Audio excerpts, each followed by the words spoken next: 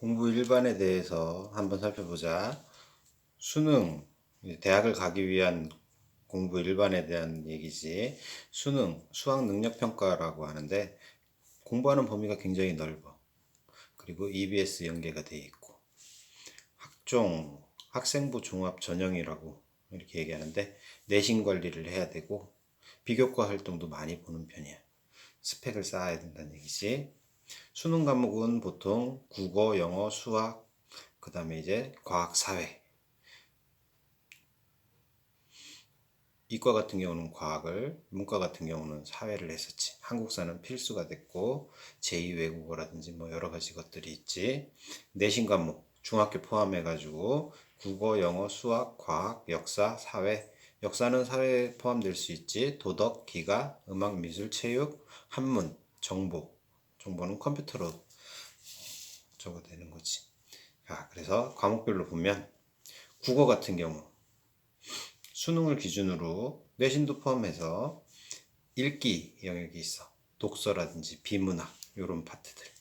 문법이나 작문 이런 게 있고 문학은 고전이라든지 소설, 극, 시, 수필 이런 것들이 있다. 초등학교에서 중학교 올라갈 때 변하는 것 중에 국어가 가장 크게 변하지. 지문, 초등학교에서는 지문 예문에 거의 80%가 있었어. 그래서 그 읽어보고 그 안에서 찾아가지고 답을 쓰면 됐던 거예요. 중학교에서는 이제 지문에 10% 있을까 말까 한 정도가 되지. 다 외우고 있어야 돼. 그래서 공부 순서는 선수학습을 먼저 하고, 선수학습이라 그러면 뭐 주제, 소재, 제재 이런 것들이 어떤 것들인지 이런 것들에 대해서 미리 알아보는 거지. 각 영역별 핵심을 외우면 돼. 시는 어떻고, 소설은 어떻고, 고전은 어떻고, 수필은 또 형식이 어떻고, 뭐 이런 거. 수필은 사실 형식이 없지. 무형식의 형식이지.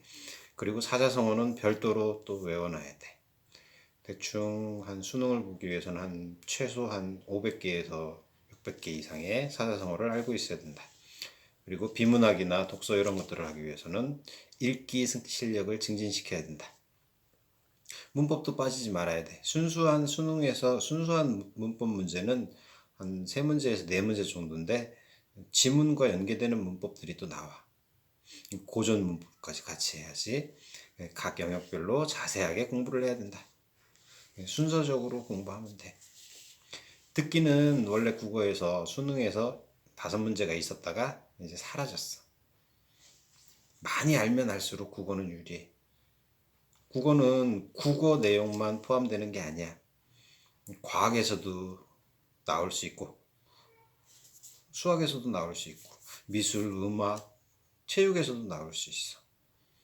그쪽에서도 지문을 끌어와서 비문학 파트에서 쓸 수 있는 것들이야.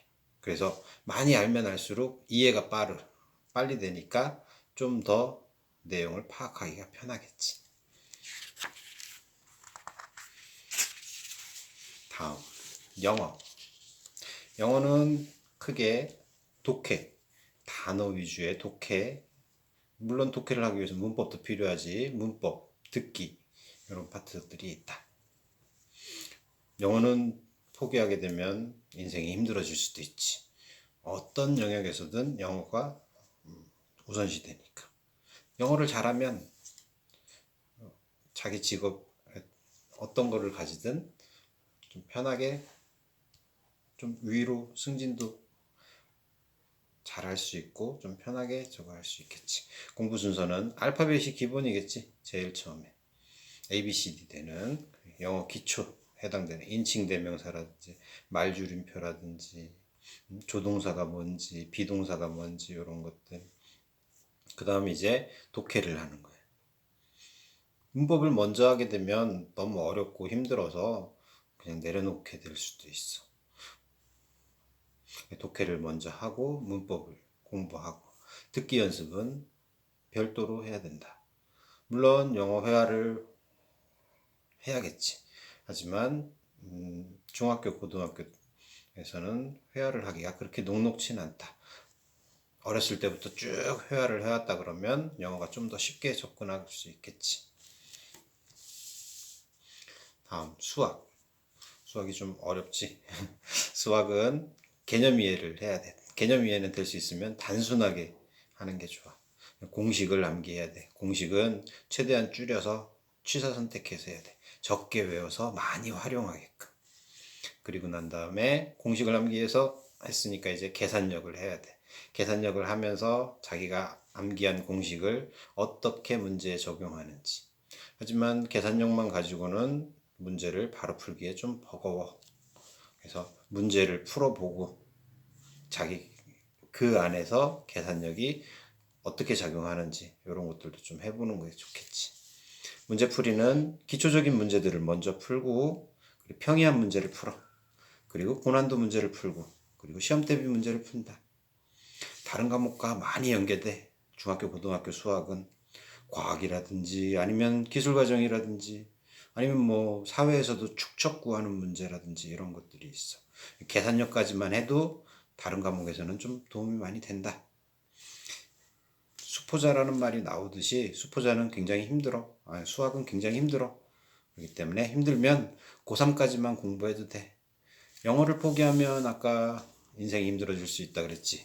수학을 포기하게 되면 다른 과목하고 연계되는 것까지 있기 때문에 많이 힘들 수 있어. 하지만 고3까지만 하고 그 이후에는 관련 없다 싶으면 수학은 안 해도 크게 상관이 없다. 영어랑은 좀 다르지. 과학은 수학과 굉장히 밀접하지. 과학은 파트를 나누자면 물리 파트, 화학 파트, 지구과학 파트, 생명과학 파트가 있어.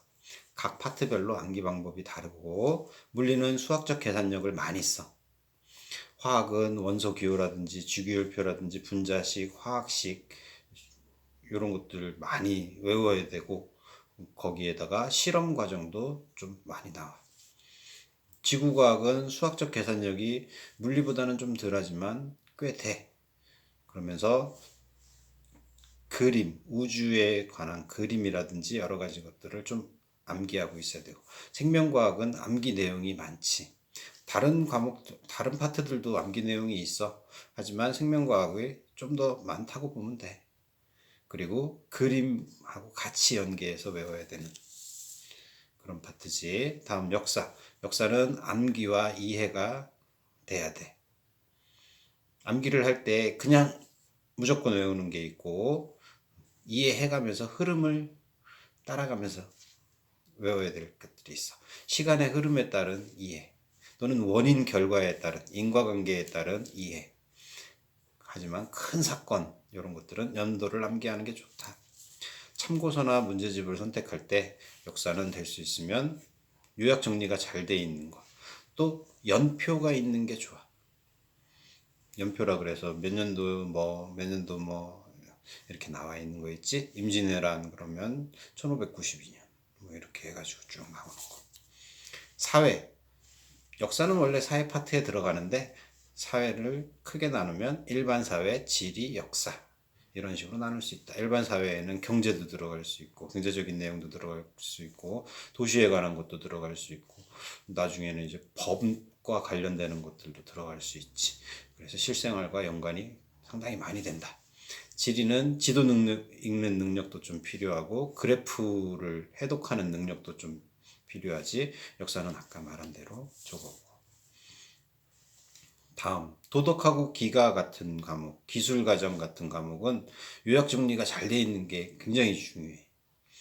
암기는 짧게 외워서 반복적으로 계속 외워가지고 길게 쓰는 거야.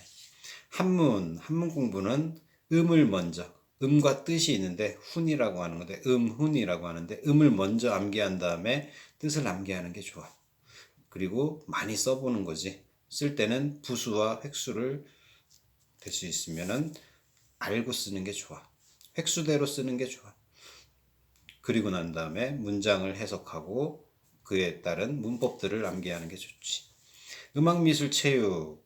지금 여기 나오는 과목들은 수능 과목은 아니지. 하지만 알아두면 인생이 풍부해질 수 있지. 특히나 음악, 미술, 체육은 여유 시간에 즐길 수 있는 이런 것들이 될 수 있겠지. 실기 위주의 과목들이야.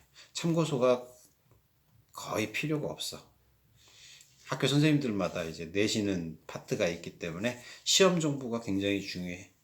찍어주셔. 시험 대비로 찍어주시는 파트에서, 요약 정리해 주시는 파트에서 공부하는 게 시간 절약에 도움이 된다. 컴퓨터 정보라고 하지.